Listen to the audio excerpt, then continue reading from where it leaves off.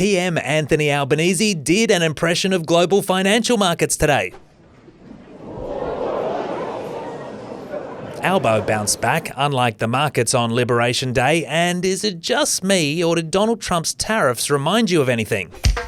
Aruba, Jamaica, ooh, I wanna take you, Bermuda, Bahama, come on, pretty mama. And I'm not at all concerned that a policy that could cripple the global economy was introduced with a poster board that looked suitable for a Year 6 class presentation. I think you can, for the most part, see it.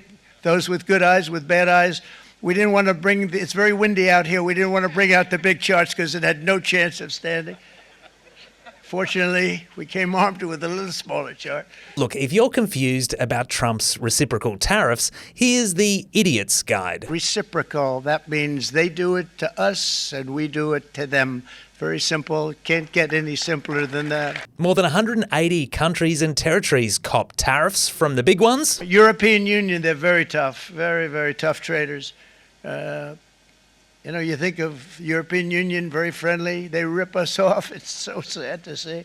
It's so pathetic. 39%, we're going to charge them 20%. To the little ones.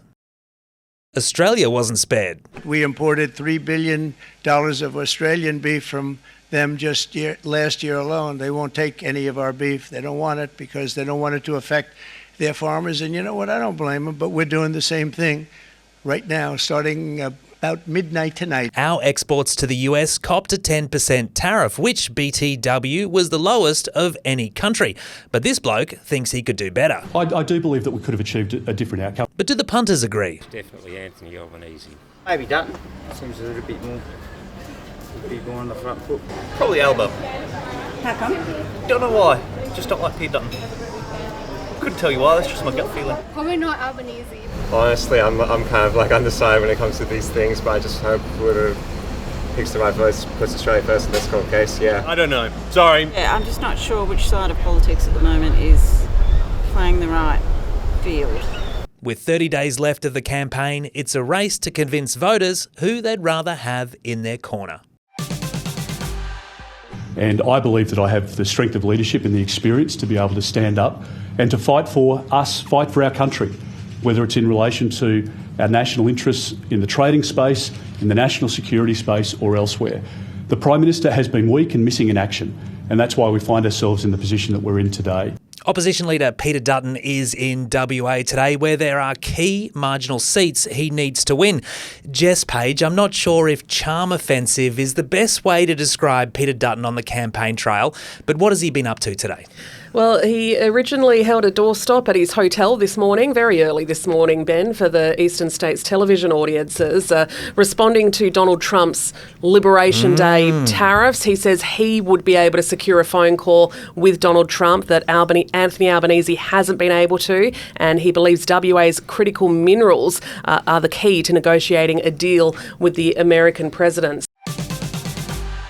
A Labor government will establish a critical minerals strategic reserve. With the headwinds currently facing global financial markets, it does feel a bit like it's every country for themselves. Katina Curtis, is that the motivation behind Anthony Albanese's strategic reserve for critical minerals? Well, Ben, it seems like it's probably is.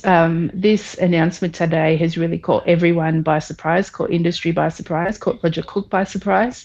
And, I think everyone's been scrambling to find out exactly what the details are. The PM basically said, we're going to do this thing and we'll have more to say. That's been Peter Dutton's line all week, but the PM used it today.